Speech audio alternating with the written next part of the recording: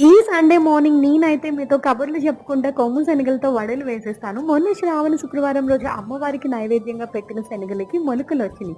So, వాటితో నేనైతే క్రిస్పీగా వడలు వేస్తున్నాను. నాకైతే పెళ్ళికి ముందు అసలు వంట రాదండి. నేనైతే పెళ్లయిన తర్వాతనే వంట నేర్చుకున్నాను.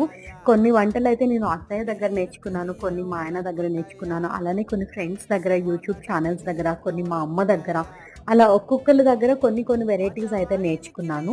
రోజులు ఎంత త్వరగా గడుస్తున్నాయో కదా! మనం చిన్నప్పుడు అమ్మ వంట చేస్తుండగా అక్కడ నించొని టేస్ట్ చేసే రోజుల నుంచి, మనం వంట చేసి మన ఇంట్లో వాళ్ళకి, పిల్లలకి పెట్టే రోజుల్లోకి వెళ్ళిపోయాం.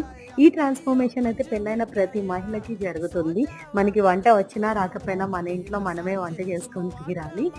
సో, నేనైతే మా ఇంట్లో ఫస్ట్ అమ్మ ఏం వంట చేసినా కానీ నన్నే పిలిచి ఉప్పు, కారం అయి చూడడం అనేది నేనైతే హ్యాపీగా తింటా ఎంజాయ్ చేసేదాన్ని. అయితే వంట చేయటం నా daily routine and favourite hobby కూడా. ఈ వీడియో మీకు నచ్చినట్లయితే